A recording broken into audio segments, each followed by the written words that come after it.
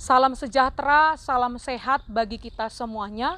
Bapak, Ibu, Saudara, Saudari yang dikasihi Tuhan, untuk mendengarkan firman Tuhan pada ibadah keluarga saat ini, marilah kita memohon pertolongan roh hikmat yang kudus dari Allah, supaya kita dapat memahami firman-Nya yang kudus. Marilah kita berdoa.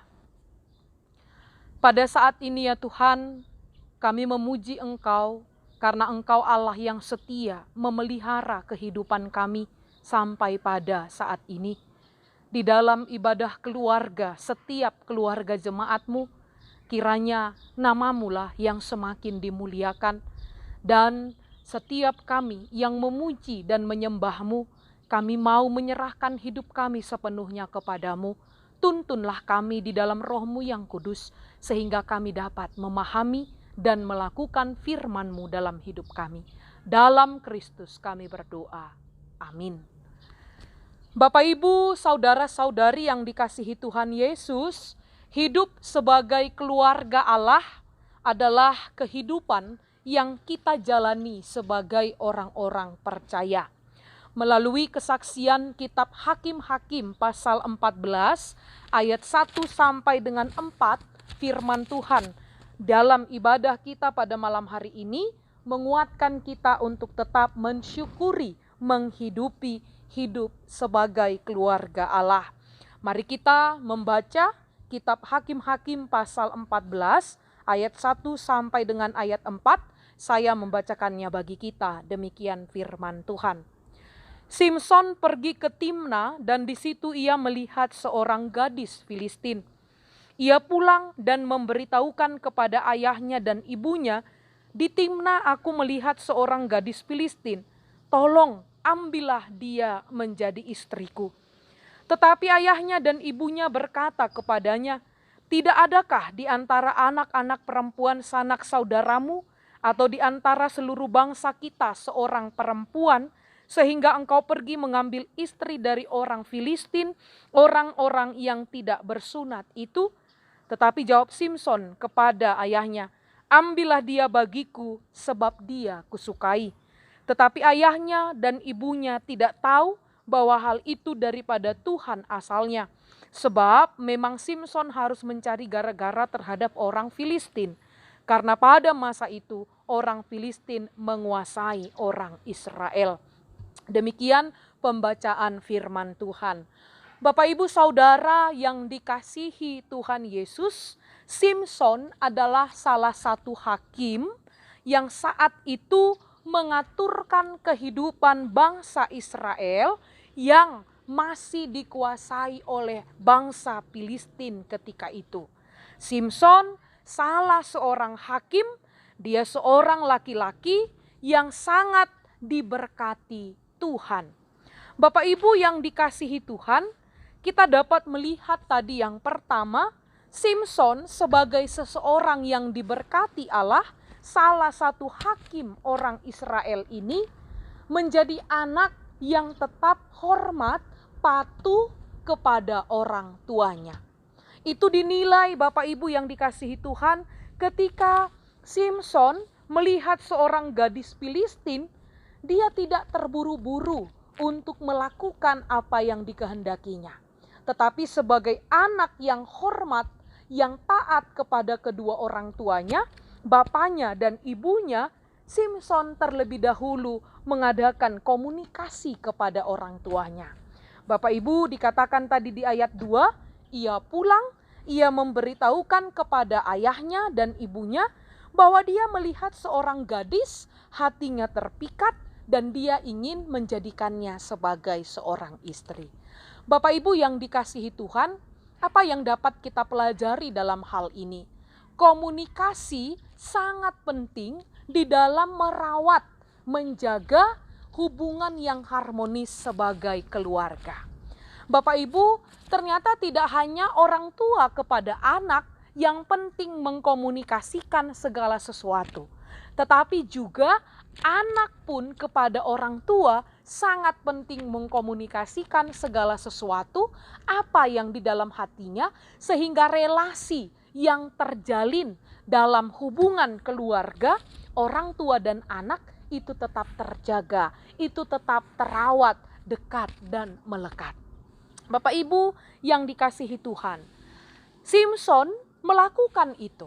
Simson sekalipun dia seorang yang diberkati Allah, dia tidak meniadakan peran orang tua, di mana terjadi komunikasi yang begitu baik, Bapak Ibu, antara anak ke orang tua ataupun orang tua ke anak. Komunikasi ini sangat penting dalam sebuah relasi. Itu yang kita lihat keteladanan dari Simson melalui firman Tuhan hari ini. Hidup sebagai keluarga Allah juga harus kita bangun, harus kita jaga ketika komunikasi kita terjaga, ketika komunikasi kita terawat sebagai anak-anaknya dan kepada Allah pencipta kita. Layaknya sebuah keluarga tadi Bapak Ibu, ada Bapak, Ibu dan anak-anak. Kita bisa bayangkan ya jemaat yang dikasihi Tuhan, jika tidak adanya komunikasi yang penting di tengah-tengah keluarga itu, saya yakin tidak adanya kenyamanan, tidak adanya kebahagiaan, tidak adanya kesenangan dalam hidup berkeluarga tadi. Mari kita bayangkan kalau si bapak tidak mau mengkomunikasikan segala sesuatu kepada partnernya di rumah, yaitu istri atau ibu. Atau kita juga dapat melihat anak yang tidak mau lagi berkomunikasi kepada orang tuanya. Dia hanya mau keinginannya didengarkan. Dia hanya mau apa kemauannya itu diikuti Bapak Ibu. Saya yakin beban persoalan akan semakin banyak. Begitupun juga dengan status kita sebagai keluarga Allah Bapak Ibu. Jika dikatakan bagian keluarga Allah, tentu ada yang mengikat kita sesama orang-orang percaya dan juga Allah yang mempersatukan kita. Maka dari itu sebagai keluarga Allah pun komunikasi kita kepada Allah itu harus terjaga dan terawat Bapak Ibu. Contoh yang paling real, kita beribadah di tengah-tengah keluarga kita kepada Allah yang kita sembah, yang kita puji. Ini salah satu bentuk kita menjaga kebaikan, keindahan ya, kekuatan komunikasi kita sebagai anak-anaknya kepada Allah yang mengasihi kita. Kita dapat tentu tidak menerima Bapak Ibu. Kita pasti tidak akan menerima jika dikatakan saya bagian keluarga Allah. Saya orang percaya, saya bagian anggota Familia Dei. Tetapi dia tidak pernah berkomunikasi dengan Allah. Dia tidak pernah menjalin relasi yang baik dengan Allah. Dia tidak pernah mau mendengarkan suara Allah. Dia tidak pernah mau dibimbing oleh firman Allah. Tentu Bapak Ibu yang dikasihi Tuhan, itu tidaklah mungkin melahirkan satu kehidupan yang harmonis dan bahagia. Jemaat yang dikasihi Tuhan, Simson melakukan itu. Sekalipun dia hakim di tengah-tengah bangsa Israel, sekalipun dia sudah diberkati Allah, tetapi dia tidak melupakan pentingnya komunikasi antara dia dan orang tuanya. Mungkin saja Simson dapat berkata, apa sih bandingnya orang tuaku ini dibanding Tuhan? Toh Allah sudah memberkatiku, toh aku sudah mendapat pengasihan Tuhan. Tidak perlulah menghormati orang tua. Tentu tidak demikian Bapak Ibu jemaat yang dikasihi Tuhan. Simson menyampaikan apa keinginan hatinya. Simson tetap menjadi anak yang baik. Simson tetap menjaga bagaimana relasinya kepada orang tuanya tetap bisa dapat berjalan dengan baik. Bapak Ibu yang dikasihi Tuhan, kita dapat juga melihat jika lanjutan dari cerita ini, bagaimana adanya relasi yang tetap terjaga antara Simson dan orang tuanya. Yang kedua kita dapat memahami, itu harus menjadi upaya dari semua pihak Bapak Ibu.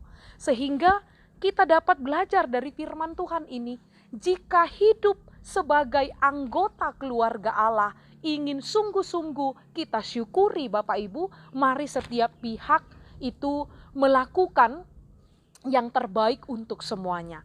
Mari semua pihak itu sungguh-sungguh dapat memikirkan baik dirinya dan juga kepentingan orang lain.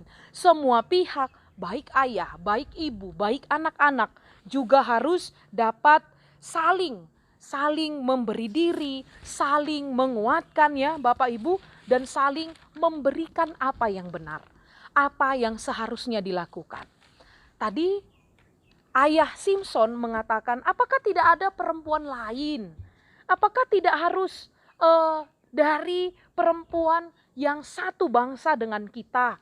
Apakah harus perempuan dari orang Filistin, bangsa yang tidak bersurat itu? Tetapi Bapak Ibu yang dikasihi Tuhan, itu tetap disampaikan, dan Simpson sekalipun dia tetap menikahi gadis perempuan orang Filistin itu, tetapi semuanya itu pada akhirnya tidak akan menunjukkan adanya ketidakbaikan antara relasi Simpson dan ayahnya. Dia tetap mengambil seorang perempuan Filistin itu. Tetapi Bapak Ibu yang dikasihi Tuhan, relasinya kepada orang tuanya tidaklah menjadi rusak, Bapak Ibu. Untuk itu, hidup sebagai keluarga Allah, kita harus dapat saling mengisi. Kita harus dapat saling mengingatkan. Kita harus dapat saling membangun, Bapak Ibu. Saat ini, Simpson, seorang hakim, menjadi keteladanan bagi kita. Jemaat yang dikasihi Tuhan, keluarga adalah cerminan persekutuan yang sesungguhnya antara Kristus dan anak-anaknya, Bapak Ibu. Jadi jangan langsung pergi dulu ke gereja, tempat kita bersekutu, tetapi yang terutama itu kembali kepada kita masing-masing. Di rumah kita masing-masing. Apakah di rumah kita masing-masing kita sudah sungguh-sungguh menghidupi bahwa kita adalah satu sebagai keluarga Allah. Untuk itu, di tengah-tengah rapuhnya keharmonisan hubungan keluarga saat ini, kita dapat melihat ya Bapak Ibu, banyak suami istri yang tidak lagi bersatu. Banyak anak-anak yang tidak lagi menghormati orang tua. Banyak saat ini yang sudah berujung pada perceraian Bapak Ibu. Banyak yang satu di jalan sana, satu di jalan sini. Tetapi firman Tuhan hari ini mengingatkan kita semuanya, hiduplah sebagai keluarga Allah. Karena pada dasarnya Kristuslah yang menjadi Tuhan, yang menjadi Raja atas perjalanan rumah tangga, keluarga, atau rumah kita masing-masing. Kalau semua anggota keluarga sudah sama-sama betul-betul menjadikan Kristus sebagai Raja di rumahnya masing-masing, Bapak Ibu, saya yakin apapun persoalan, apapun pergumulan akan dapat dihadapi dengan tidak saling melukai satu dengan yang lain. Apapun beban, tantangan dalam keluarga itu, jika Kristus yang adalah Allah yang empunya kita sudah menjadi Raja atas kita, kita tidak akan lagi memiliki hubungan yang tidak harmonis. Tetapi Bapak Ibu, kasih Kristus mengikat kita, kasih Kristus menjadi dasar kehidupan kita, kasih Kristus menjadi dasar kita untuk dapat saling mengasihi satu dengan yang lain. Amin, demikian firman Tuhan. Marilah kita berdoa. Bapa di dalam sorga yang kami kasihi di dalam Kristus Yesus, kiranya firman-Mu yang kudus yang kami dengarkan pada saat ini, itu menjadi dasar, menjadi kekuatan bagi kami semuanya. Di tengah-tengah kerapuhan hidup berkeluarga saat ini ya Tuhan, banyak orang tua yang sudah acuh tak acuh kepada tugas dan tanggung jawabnya. Banyak anak yang sudah tidak lagi menghormati orang tuanya. Kami datang kepadamu, biarlah Engkau yang senantiasa mengajar-ngajari kami sebagai anggota keluarga, bahwa kami sesungguhnya adalah anggota keluarga Allah yang telah Engkau persatukan di dalam kasih-Mu itu, di mana kami satu dengan yang lain harus dapat saling menerima, saling mengisi, saling membangun, dan saling mengingatkan satu dengan yang lain. Berkatilah setiap keluarga jemaat-Mu.